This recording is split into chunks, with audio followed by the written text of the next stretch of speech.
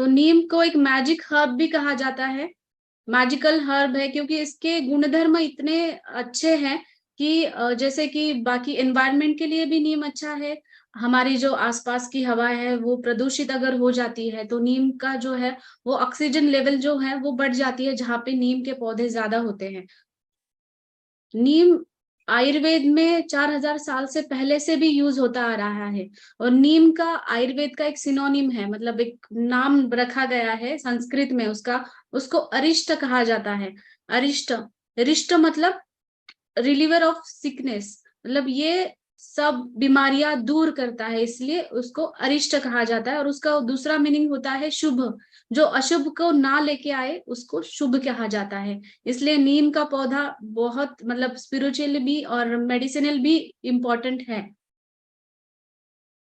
नीम के संस्कृत नेम मैंने यहाँ पे लिखे हैं क्योंकि हमने आयुर्वेद का रेफरेंस हम लेते हैं, तो आयुर्वेद के अनुसार क्या क्या बताया गया है मैं हर बार आपके हमारे आयुर्वेद सिंगल हर्ब्स के बारे में बताती हूँ। नीम को सर्व रोग निवारिणी कहा है, जैसे मैंने आपको बताया कि ये रिलीवर ऑफ सिकनेस है, मतलब सब रोग वो निवारण कर सकता है नीम। कल्प वृक्ष कहा गया है, कल्प वृक्ष का भी मतलब वही होता है कि वो सर्व रोग को निवारण करता है। लगभग 140 से भी ज्यादा एक्टिव कंस्टिट्यूएंट्स है नीम के अंदर, जिसकी वजह से उसका उपयोग आज बहुत सारे प्रोडक्ट्स में होता है। आप भी अगर टीवी पे देखते हैं ना, कुछ भी ऐड आती है तो 10 में से 7-8 एड्स में आपको नीम का उपयोग मिलेगा। हर एक में नीम है, जैसे फेस वॉश है, साबुन है और टूथपेस्ट है, सब में नीम का उन्होंने उपयोग किया ही किया है, क्योंकि उसके जो मेडिसिनल प्रॉपर्टीज है वो बहुत ही अच्छे हैं। नीम का हमें भाव प्रकाश में ये संदर्भ मिलता है, आयुर्वेद ग्रंथ में जो भी उनके इंडिकेशन लिखे गए होते हैं, हमारे जो सिंगल हर्ब्स हैं, तो उनके इंडिकेशन जो भी लिखे हैं यहाँ पे ज्वर, अरुचि, कृमि ऐसे लिखा गया है, तो हम पेशेंट को डायरेक्टली दे सकते हैं, मतलब बिना सोचे ये जो इंडिकेशन लिखे हैं वो दे सकते हैं। तो अगर हमें नीम का प्रयोग करना है पेशेंट्स के ऊपर, किसी हेल्दी भी पीपल है उसके ऊपर करना है प्रयोग, तो पहले हमें उसका रस पता होना जरूरी है, विपाक पता होना जरूरी है, मतलब वो पेट में जाने के बाद, डाइजेस्ट होने के बाद अंदर क्या उसका रस निर्माण होता है उसको विपाक कहते हैं। और उसका वीर्य भी होना जरूरी है, लाइक उष्ण है, शीत है, ये सब। इसलिए मैंने ये पीपीटी आपके साथ शेयर किया है कि उसका रस तिक्त और कषाय है, मतलब ये कड़वा है और कसैला है। लघु और रुक्ष इसका गुण है, ड्राइनेस भी बढ़ाता है नीम, और इसकी वजह से वो हमारे डिसीजेस, स्किन डिसीजेस पे ज्यादा उपयोगी रहता है। विपाक इसका कटु है, मतलब शरीर के अंदर जाने के बाद ये कटु विपाक का होता है। वीर्य शीत है, इसका मतलब ये कूलेंट नेचर का है। पित्त का ये शमन करता है, क्योंकि ये शीतता लाता है शरीर के अंदर। ये वीर्य की वजह से पित्त शामक ये काम करता है। और रस की वजह से कफ शामक काम करता है, मतलब कफ और पित्त के रिलेटेड जो भी डिसीजेस हैं उसमें आप ये नीम उपयोग कर सकते हो। तो यहाँ पे जो मैंने लिस्ट दिया है भाव प्रकार से कि ये तृष्णा कम करता है, कास, ज्वर, अरुचि, उसके बारे में मैं आगे आपको बताऊंगी, उसका एक्सप्लेनेशन मैंने आगे दिया है। तो ये कूलेंट प्रॉपर्टीज है, मैंने पहले बोला। लघु है मतलब ये इजी टू डाइजेस्ट है, उसका डाइजेशन अच्छे से होता है, अब्सॉर्प्शन भी अच्छे से होता है। ग्राही है मतलब जो भी मॉइस्चर होता है इंटेस्टाइन में, क्लेद जमा होता है, उसको ये कम करता है। इसकी वजह से हमारे पेट के अंदर जो भी अल्सर्स वगैरह रहते हैं ना, एसिडिटी होती है, अल्सरेटिव कोलाइटिस होता है, तो अल्सर में ये मॉइस्चर कम करता है, एब्सॉर्प्शन करता है, उसकी वजह से वो हीलिंग जल्दी हो जाती है। अग्निकृत कहा गया है उसको, अग्निकृत मतलब डाइजेस्टिव फायर, जो भी हमारा पाचक अग्नि है वो ये बढ़ाएगा। ये वातकृत बताया, मतलब वात का बढ़ाया जाता है इसमें, क्योंकि पित्त और कफ का शमन करेगा लेकिन साथ ही में वात भी बढ़ाएगा। तो हमें वात के केसेस में कैसे यूज करना है मैं आपको आगे बता दूंगी। श्रमहर है, मतलब ये जो भी थकान आती है वो कम करता है। त्रुटहर है, तृष्णाहर, जैसे हमने कहा देखा कि एसिडिटी के पेशेंट में जिनको पित्त की व्याधियां ज्यादा होती है, जिनकी नॉर्मली पित्त प्रकृति है, उनमें गला सूखना, ज्यादा प्यास लगना, डायबिटीज के पेशेंट में भी होता है ऐसा कि बार बार उनको यूरिनेशन के लिए जाना पड़ता है, तो उसकी वजह से उनका गला सूख जाता है, बार बार प्यास लगती है। उस कंडीशन में ये तृष्णाहर कहा गया है, मतलब ये बार बार प्यास लगना और गला सूखना, ये समस्या है वो कम करता है। कासहर कहा गया मतलब जो भी रेस्पिरेटरी ट्रैक में इन्फेक्शन है। रेस्पिरेटरी ट्रैक का सबको पता है कि कफ रहता है उसके अंदर। अगर कफ ज्यादा बढ़ गया तो ये म्यूकस तैयार करता है, सांस लेने में तकलीफ होती है, और कफ की वजह से वीजिंग साउंड आता है, चेस्ट के अंदर से साउंड्स आने लगते हैं। तो इसको कासहर कहा गया है। इसकी वजह से ये रेस्पिरेटरी डिसीजेस में, सर्दी खांसी में बहुत अच्छा इस्तेमाल होता है, क्योंकि जहां जहां एक्स्ट्रा सिक्रेशन हो रहा है, मतलब चिकनापन ज्यादा तैयार हो रहा है कफ में, लंग्स में भी है, कफ ज्यादा तैयार हो रहा है, म्यूकस सिक्रेशन बढ़ रहा है कफ का, जैसे कि हरे कलर का होता है, पीले कलर का होता है, सफेद कलर का होता है, वो सिक्रेशन आपका बढ़ रहा है, तो नीम इसमें बहुत उपयोगी है। ज्वरहर कहा गया है, आयुर्वेद में ग्रंथों में ही ज्वरहर कहा गया है, और इसका ज्वर मतलब फीवर में इसका उपयोग हमें डे टू डे लाइफ में दिखता भी है। अरुचिहर कहा है, मतलब जिन लोगों को खाने में कुछ रुचि नहीं लगती, खाने का मन नहीं करता, वो क्यों होता है? उनके जीभ के ऊपर एक लेयर होता है, एक कोटिंग चढ़ी होती है, उसकी वजह से उनके जो ग्लैंड्स होते हैं वो न्यूट्रलाइज हो जाते हैं, और उससे उनको कुछ भी टेस्ट नहीं लगता। तो नीम क्या करता है, हमारे जीभा के ऊपर बोधक कफ, ये नाम का कफ का प्रकार रहता है, मतलब कफ के जो 5 प्रकार है उसमें एक प्रकार है बोधक कफ। तो ये बोधक कफ को बैलेंस करता है और एक क्लिनजिंग जैसे काम करता है। अगर हम पेट के अंदर ले लेते हैं तो ऐसा कहा जाता है कि हमारा मुंह हमारे पेट का आईना होता है, राइट? तो पेट के आईना, अगर आपका मुंह अच्छा रहता है, आपका जीवा जो है वो पूरा पिंक कलर का रहता है, क्लीन रहता है, तभी हम कह सकते हैं कि आपका पेट भी अच्छा हो रहा है। तो ये शुरुआत वहां से करता है, हमारा माउथ का क्लींजिंग है वो वहां से शुरू करके हमारा पूरा पेट का और इंटेस्टाइन का क्लींजिंग इसकी वजह से होता है। इसलिए ये अरुचि में सहायकारी रहता है, मतलब जिसमें खाना खाने का मन नहीं होता लोगों को। कृमिहर कहा गया है क्योंकि anti microbial, anti fungal activity नीम की सबको पता है। वो आउटर एक्सटर्नली भी वो कृमिहर काम करता है, और इंटरनली भी अगर वर्म्स है ज्यादा या फिर इन्फेक्शन है शरीर के अंदर, उसमें भी वो कृमिहर काम करेगा। पित्त कफ हर है, दोषों के ऊपर ये पित्त और कफ हर है, जिनमें हाइपर एसिडिटी की वजह से उल्टी है, वोमिटिंग है, ज्यादा होती है बहुत, दोष शरीर के अंदर बढ़ जाते हैं, इंडाइजेशन होता है, तब ये उल्टी और जी मचलाना ऐसी तकलीफ दिखती है, तो उनमें इन पेशेंट्स में ये बहुत अच्छा काम करता है। कुष्ठ हर है, कुष्ठ हर आयुर्वेद में कुष्ठ, ये बात, ये जो वर्ड इस्तेमाल किया है सारे स्किन डिसीजेस के लिए इस्तेमाल किया है, तो सारे स्किन डिसीजेस में नीम का उपयोग तो होता ही आ रहा है, अब तक होता आ रहा है, और वो प्रूवन भी है। मेहनूत, मेहनूत मेह मतलब प्रमेह, डायबिटीज, तो डायबिटीज केसेस में या फिर यूरिनरी ट्रैक्ट इन्फेक्शंस में ये बहुत अच्छा इस्तेमाल होता है। तो नीम का ये जो गुणधर्म बताया मैंने आयुर्वेद के संहिता के अनुसार जो बताया गुणधर्म, ये क्यों होते हैं? तो डिटॉक्सिफिकेशन प्रोसेस इसका क्यों होता है? क्योंकि ये लघु है, मतलब पचने में आसान है, रुक्ष है मतलब रूखापन लाता है, तो ये कफ बढ़ाता है। कफ का नॉर्मल गुण क्या है? स्निग्धता, मतलब कफ चिकनापन रहता है शरीर के अंदर, तब कफ बढ़ता है ऐसा कहा जाता है। तो ये रुक्षता, रूखापन लाता है, इसके वजह से कफ को कम करता है। इसके वजह से म्यूकॉइड सिक्रेशन है, पस सिक्रेशन है, कभी भी वुंड में भी अगर पस सिक्रेशन हो रहा है या फिर ब्लड आ रहा है वहां से, तो ये सिक्रेशंस ये कम करता है, क्योंकि ये डिटॉक्सिफिकेशन करता है, शरीर के अंदर जाके ब्लड प्यूरिफायर जैसा काम करता है, इसकी वजह से डिटॉक्सिफिकेशन काम करता है। रस धातु, सबको धातुओं के नाम पता है, जो 7 धातु है उसमें हमारा पहला धातु रस धातु है। रस धातु अच्छा बनेगा उसके बाद ही रस, रक्त, मांस, मेद, अस्थि, मज्जा, शुक्र, ये 7 धातु बनते हैं। तो रस अगर अच्छा बनता है तो आगे जाके भी हमारे बाकी के धातुओं का भी न्यूट्रिशन अच्छा होता है, पोषण अच्छा होता है। तो रस और रक्त धातु का ये डिटॉक्सिफिकेशन करता है। पहले हम जो भी हमारी टॉक्सिन लेवल शरीर के अंदर बढ़ती है, तो पहले वो शुरू होती है टॉक्सिसिटी रस धातु से। रस धातु अगर दूषित हो गया तो बाकी सारे डिसीजेस है, जैसे पीसीओडी है, हार्ट डिसीज है, ये डिसीजेस बढ़ते जाती है। तो शुरू कभी भी आप कोई भी आयुर्वेद डॉक्टर के पास भी जाते हो तो शुरू वो रस धातु के पाचन से करता है, मतलब रस धातु के अंदर जो टॉक्सिन्स बढ़े हुए हैं उनको कम करते हैं ये लोग। तो ये रस धातु का डिटॉक्सिफिकेशन करेगा, तो मतलब ये पूरे सारे साथी धातु का वो अच्छे से पोषण करेगा। रक्तगत पित्त, ये आयुर्वेद में एक संकल्पना है। रक्तगत पित्त मतलब क्या होता है? जैसे हम हाइपरटेंशन में कहते हैं, अगर ब्लड के अंदर, रक्त के अंदर उष्णता बढ़ जाती है तो ये ब्लड प्रेशर भी बढ़ जाता है, तो इसको रक्तगत पित्त कहते हैं।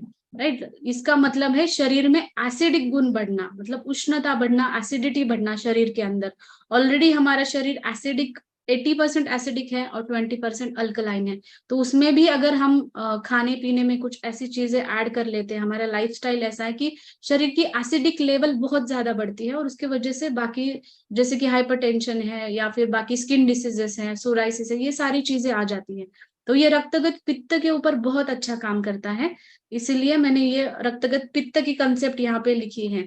बाकी जो थकान लगती है, फीवर है, भूख ना लगना या फिर कृमि होना शरीर के अंदर, और हमारे जो व्रण है, अगर इंजुरी कोई भी भर के नहीं आ रही है, तो इस केसेस में हम नीम अच्छे से इस्तेमाल करते हैं। तो ज्वर के बारे में कहा, ज्वर को हम बुखार कहते हैं, फीवर कहते हैं। तो ज्वर में, हर एक ज्वर में ये रहता ही है कि रस धातु की दुष्टि होती है, मतलब जो पहला धातु है हमारा, उसकी दुष्टि रहती है। आपने देखा होगा कि जिसको भी बुखार आता है उनकी भूख कम हो जाती है, वो ज्यादा खाने का मन नहीं करता उनका, क्योंकि रस धातु ही कम है, उनकी दुष्टि हुई है, इसलिए उनको खाने का मन नहीं करता। तो इसका जो तिक्त रस है, मतलब जो कड़वा रस है, वो आम पाचक है। हमारे बड़ों ने अब तक बताया कि कड़वा रस खाने के अंदर होना चाहिए, लेकिन रोज हम खाने में लेते नहीं है कड़वा रस, कभी भी डे टू डे लाइफ में कड़वा रस खाने में कोई पसंद नहीं करता है। तो कड़वा रस हम इस माध्यम से अगर शरीर के अंदर जाता है तो ये ब्लड प्यूरिफिकेशन का काम करता है और आम पाचक काम करता है। आम का मतलब है, अगर हम जो भी शरीर के अंदर खा रहे हैं, इनडाइजेस्टेड फूड अगर शरीर के अंदर रहता है, अच्छे से डाइजेस्ट नहीं होता और पेट भी अच्छे से साफ नहीं हो रहा, तो इनडाइजेस्टेड फूड शरीर के अंदर ही रह जाता है, उसको आम कहते हैं आयुर्वेद में। तो इसका पचन होना बहुत जरूरी है ज्वर के अंदर। अगर ज्वर में इनडाइजेशन है या फिर भूख अच्छे से नहीं लग रही है, मतलब उसमें आमता रहती है, साम ज्वर रहता ही है, साम ज्वर एक ज्वर का प्रकार है। तो आम पचन ये उसके कड़वे रस की वजह से करता है।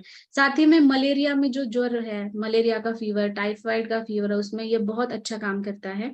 और जो सुतिका में डिलीवरी के बाद जिनको फीवर आ जाता है, रक्तस्राव की वजह से है या किसी भी वजह की हो सकता है उनको फीवर आ जाता है, तो उसमें भी ये नीम बहुत अच्छा काम करता है। और फीवर्स होते हैं जिसमें स्किन पे रैशेस आती है, छोटी छोटी फुंसी आती है, फोड़े आते हैं, जिसमें चिकन पॉक्स, मीजल्स है, उसको जैसे चेचक रोग या माता रोग भी कहा जाता है। तो उन केसेस में अगर हम नीम यूज करते हैं तो बहुत अच्छा उपयोग लाता है। और नीम के साथ अगर त्रिफला यूज करते हैं चिकन पॉक्स और मीजल्स के केसेस में, तो बहुत अच्छा रिजल्ट मिलता है। और साथ ही में जो उनके शरीर के ऊपर दाग रहते हैं ना, मीजल्स के बाद या चिकन पॉक्स के बाद, वो भी नहीं रहते। तो जैसे शुरू को कंडीशन में जैसे डायग्नोस हुआ, आपने वो स्टार्ट कर दिया, तो उसके दाग भी नहीं रहेंगे, वो ज्वर भी कम होगा, साथ ही में स्किन के ऊपर जो उनके फोड़े फुंसी आई है वो भी कम होती है। तो त्वक दृष्टि में तो ये काम करता ही है, लेकिन अगर स्किन डिसीजेस में कहीं पे भी जलन है, बहुत लोगों को जलन रहती है त्वचा के अंदर या फिर उनके हाथों में पैरों में जलन रहती है, उन कंडीशन में नीम का जो शीतवीर्य है वो बहुत अच्छा काम करता है। और जहां पे भी खुजली है, इचिंग है स्किन के ऊपर कहीं पे भी, उन कंडीशंस में भी ये बहुत अच्छा काम करता है, जैसे कि नागिन रोग कहा जाता है, हर्पिस जोस्टर नाम का। और जो भी सिक्रेशंस होते हैं, वो फोड़े फुंसियों में सिक्रेशंस बाहर आते हैं, उसमें ये बहुत अच्छा काम करता है। वही ये तिक्त रस, कड़वे रस की वजह से क्लेद है, जो चिकनापन है, वो कम करता है, जिसकी वजह से वो स्किन डिसीजेस पे काम करता है। साथ ही में नीम के एंटीबैक्टीरियल, एंटी फंगल, एंटीवायरल, ये सारे उपयोग अब तक सबको पता है। इसकी वजह से वो वेट एक्जिमा है, स्केबीज, रिंगवर्म इन्फेक्शन, सोराइसिस, जहां जहां पे भी सिक्रेशंस रह रही है और स्किन के इफेक्ट हो रहा है, सिक्रेशंस आ रही है, गीलापन आ रहा है, मतलब ड्राई वाले जो स्किन डिसीजेस है वो नहीं, जहाँ पे गीलापन है वहां पे ये बहुत अच्छा काम करेगा। लेप्रेसी में अच्छा काम करता है, ल्यूकोडर्मा में अच्छा काम करता है, एक्ने में तो ये बहुत अच्छे रिजल्ट देता है। एक्ने में अब ये टीनेजर्स वगैरह बहुत यूज करते हैं नीम के टैबलेट्स को हमारे। और साथ ही में ये बालों के लिए भी अच्छा है, एंटी डैंड्रफ है। बालों के लिए अगर आप इंटरनली नीम लेते हो तो वो स्काल्प का हेल्थ मेंटेन करता है इंटरनली, क्योंकि बालों में भी बहुत लोगों को इन्फेक्शन रहता है, फोड़े फुंसियां रहती है, फंगल इन्फेक्शन रहता है, उसकी वजह से डैंड्रफ भी आता है और फिर हेयर फॉल की समस्या रहती है। तो उनके केसेस में भी ये बहुत अच्छा काम करता है। साथ ही में इन्फेक्शन कम होगा तो फिर बालों की हेल्थ भी अच्छी रहेगी। और ये दांतों के बारे में मैंने बताया कि ये प्लाक्स दांतों के ऊपर जो एक माउथ क्लींजिंग करता है, इसका मतलब है कि हमारे दांत भी वो अच्छे से रखता है, मतलब जो भी इन्फेक्शन हो रहा है, इन्फ्लामेशन हो रहा है वहां पे, क्योंकि रक्त दुष्टि हो जाती है तभी पस और रक्त का फॉर्मेशन होता है दांत के अंदर, तो वो भी ये कम करता है। तो ये गम डिसीजेस में कहीं पे भी दांतों में सूजन है या फिर दांतों के रिलेटेड कोई भी समस्या रहती है, प्लाक्स तैयार होते हैं, दांतों का कलर चेंज होने लगता है, येलोइश होता है, व्हाइट नहीं रहते, या फिर ब्लैकिश भी होने लगता है, मतलब वो प्लाक जमा होता है उसके अंदर दांतों के ऊपर, तो उसमें ये नीम बहुत अच्छा काम करता है क्योंकि उनका उसका जो क्लींजिंग प्रॉपर्टी है वो उसमें काम करती है। तो वुमेन्स हेल्थ में ये कैसा काम करता है, क्योंकि वुमेन्स हेल्थ बहुत क्यों वुमेन्स हेल्थ में मुझे बहुत क्वेश्चंस आते हैं कि नीम का कैसा उपयोग होगा, क्योंकि ये ड्राइनेस बढ़ाता है, तो बहुत सारे क्वेश्चंस रहते हैं वुमेन्स के अंदर कि ये कैसे यूज होता है। तो पोस्टनेटल केयर में जिसको हम सूतिका परिचर्या कहते हैं, उनको ब्रेस्ट मिल्क अच्छा रहने के लिए, अगर उनमें कुछ भी जैसे फीवर आता है अगर सूतिका में, डिलीवरी के बाद वुमेन्स में अगर फीवर वगैरह रहता है, तो ऐसा होता है कि बच्चों में कभी कभी पेट बिगड़ना और ये तकलीफ रहती है, तो उन कंडीशन में नीम का बहुत अच्छा उपयोग होता है। अगर उनका हीलिंग जल्दी से होना है, यूट्राइन का जो शेप है वो, और वो हीलिंग भी अच्छे से करना है डिलीवरी के बाद में, तो नीम का बहुत अच्छा उपयोग होता है। और उसमें ये डिटॉक्सिफिकेशन ऐसा कहा है कि ब्रेस्ट मिल्क को भी ये डिटॉक्सिफाई करता है, मतलब ये प्यूरिफिकेशन करता है ब्रेस्ट मिल्क का। और साथ ही में रज कहा गया है, जो आयुर्वेद के अनुसार हम कहते हैं कि फीमेल स्पेसिफिक हार्मोन्स जो होते हैं ना, तो वो हार्मोन्स को भी ये प्यूरिफाई करता है, तो वुमेन्स हेल्थ में तो ये बहुत अच्छा उपयोग माना गया है। और पीरियड्स में भी जिनको दर्द होता है, अच्छे से पीरियड्स नहीं जाते, ज्यादा गांठ जाती है, उन केसेस में भी अच्छा है।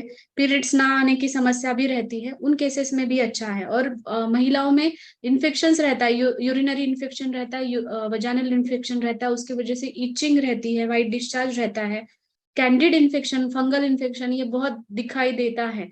तो उन कंडीशंस में महिला अगर ये यूज करती है तो उनका वाइट डिस्चार्ज की समस्या भी कम होती है। तो वुमेन्स हेल्थ में नीम का बहुत अच्छा उपयोग है। तो ये दूसरा, ये कूलेंट नेचर का है, मतलब ये शीत गुण धर्म का है, इसकी वजह से ये सन स्ट्रोक को भी प्रिवेंट करता है। गुड़ी पाड़वा एक त्योहार होता है महाराष्ट्र में, जो चैत्र महीने के पहले दिन पे होता है। तो उस दिन में ऐसा ये ट्रेडिशन है कि नीम की पत्तियां का गोला बना के, नीम की पत्तियां ऐसे खाई जाती है। इसका एक साइंटिफिक रीजन हम ये बता सकते हैं कि गुड़ी पाड़वा कभी भी शुरू होता है तब समर सीजन शुरू रहता है, तो गर्मी के सीजन में एक तो गर्मी ज्यादा रहती है, उसकी वजह से सन स्ट्रोक आने के चांसेस होते हैं। आजकल तो टेम्परेचर बहुत ज्यादा जा रहा है, तो अगर ये नीम हमें सन स्ट्रोक से बचाएगा, और बुखार की ये जो ज्यादा धूप होती है वो भी कम करेगा। और तिक्त रस और शीत वीर्य है, इसकी वजह से ये पित्त और रक्त का भी काम करेगा।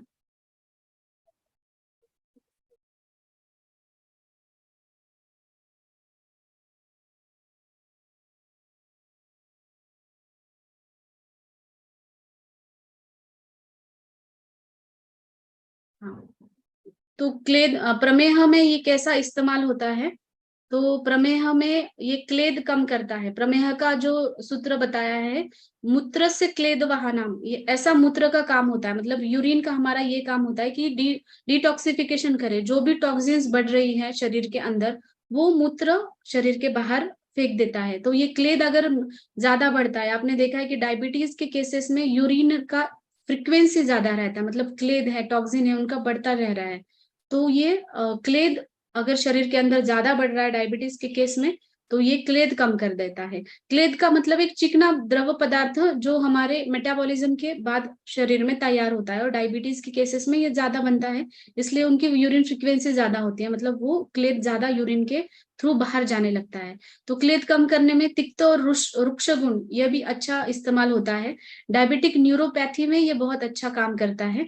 डायबिटिक वुंड्स में हीलिंग में, वुंड हीलिंग में ये बहुत अच्छा काम करता है। और डायबिटीज में HbA1c है, फास्टिंग है, PP, इन कंडीशन में अगर शुगर लेवल ज्यादा बढ़ा है तो नीम का बहुत अच्छा इफेक्ट मिलता है। अगर नीम आप त्रिफला या गिलोय इनके साथ कंबाइन करके यूज करते हो डायबिटीज के, HbA1c अगर आपका ज्यादा है या फिर ब्लड शुगर लेवल आपका नॉर्मल नहीं रह रहा है, तो आप इसका इस्तेमाल ये कंबाइन करके यूज करते हो तो बहुत अच्छे रिजल्ट मिलते हैं डायबिटीज में। और न्यूरोपैथी में भी ये बहुत अच्छे से इस्तेमाल होता है। और डायबिटीज का है, लेकिन मैंने पहले बताया ये रस और रक्त धातु के ऊपर काम करता है और पित्त दोष के ऊपर भी काम करता है। तो ये जॉन्डिस है, जो लीवर का कंडीशन होता है जॉन्डिस, जिसमें बाइल जो है विमार्गक पित्त कहा जाता है उसको, जो पित्त हमारे नाखून के ऊपर दिखाई देता है, आंखों के ऊपर दिखाई देता है, त्वचा के ऊपर दिखाई देता है। तो ये डिटॉक्सिफिकेशन होना जरूरी है बाइल्स का, जो एक्स्ट्रा सिक्रेट हो रहा है, बिलिरुबिन जो बढ़ता है, जो एक्स्ट्रा हो रहा है वो शरीर के बाहर निकलना जरूरी है। अगर वो ज्यादा बनता है तो ये जॉन्डिस की लक्षण दिखती है, तो उसमें ज्वर भी है या फिर ऐसा पीलापन दिखता है आंखों के अंदर, और त्वचा पे भी पीलापन दिखता है। तो ये इस पे नीम बहुत अच्छा काम करता है। और नीम का और भी उपयोग है कि ब्लड कोलेस्ट्रॉल कम करना। ब्लड कोलेस्ट्रॉल को हम नॉर्मल भाषा में ये कह सकते हैं, एक बैड फैट शरीर के अंदर जम रही है। अगर फैट बैड है तो वो चिकनापन है, लाइक चिकनापन कैसे दूर होगा, एक तो कड़वे रस से, और ये जो रूखापन है, रुक्ष प्रॉपर्टी है उसकी, उससे कम होगा। साथ ही में ओबेसिटी में भी जो फैट होता है, अनवांटेड फैट होता है, उसको भी रुक्षता, ये गुण से ओबेसिटी भी कम हो जाती है। तो कोलेस्ट्रॉल जिनका ज्यादा है उनमें भी हम इसका कॉम्बिनेशन अच्छे से करते हैं, नीम का कॉम्बिनेशन, तो बहुत अच्छा रिजल्ट देता है। तो ये नीम के अंदर जो भी एक्टिव कंस्टिट्यूएंट्स हैं और उनका उपयोग क्या है, जैसे कि एंटी इंफ्लेमेटरी है, anti fungal, anti bacterial, anti malarial, immunomodulatory है, मतलब शरीर के अंदर हमारी रोग प्रतिकार शक्ति बढ़ाता है। इसकी वजह से ये सारे एक्टिव कंस्टिट्यूएंट्स का मैंने ये लिस्ट दे दिया है, क्योंकि हमारे पास अगर प्रूफ के साथ अगर हम किसी को कहते हैं साइंटिफिक नॉलेज के साथ, तो वो अच्छा रहता है। एंटीऑक्सीडेंट एक्टिविटी है, इसकी वजह से ये हमारी रोग प्रतिकार शक्ति बढ़ाता है। फ्री रेडिकल्स जो बनते हैं शरीर के अंदर, तो उसके ऊपर ये अच्छे से काम करता है, जिसको एंटीऑक्सीडेंट कहा जाता है। तो ये एजाडिरेक्टिन एक कंस्टिट्यूएंट है, ये बहुत ही अच्छा एंटीऑक्सीडेंट काम करता है, और इसकी वजह से ये कैंसर के केसेस में भी बहुत अच्छे से यूज होता आ रहा है। मतलब इसके ऊपर रिसर्चेस भी हुए हैं, प्रोस्टेट कैंसर में, ब्रेस्ट कैंसर में नीम बहुत अच्छा काम करता है, क्योंकि ये इम्यूनिटी बढ़ाता है हमारी, कैंसर सेल ग्रोथ जो है वो भी कम करता है। और इसके अंदर जो पॉलीसैकेराइड्स होते हैं, नीम के पत्ते के अंदर पॉलीसैकेराइड्स होते हैं, इनको एंटी ट्यूमर कहा गया है। ये प्रूवन है, क्योंकि ये ट्यूमर की ग्रोथ भी बढ़ने से रोकता है, और सेल ग्रोथ जो है वो भी बढ़ती है, और जो भी कैंसरस सेल है उनकी डेथ अच्छे से होनी जरूरी है, टारगेटेड डेथ कहते हैं उसको, वो भी अच्छे से होना जरूरी है। तो इसकी वजह से ये एंटी ट्यूमर और कैंसर में भी बहुत अच्छा काम करता है। साथ ही में एंटी इन्फ्लेमेटरी, सूजन कम करता है, मतलब कैंसर के केसेस में वो रहता ही है, और बाकी हर एक केसेस में भी, अर्थराइटिस में भी हम कहते हैं अगर सूजन है शरीर के अंदर तो वो भी कम हो जाती है।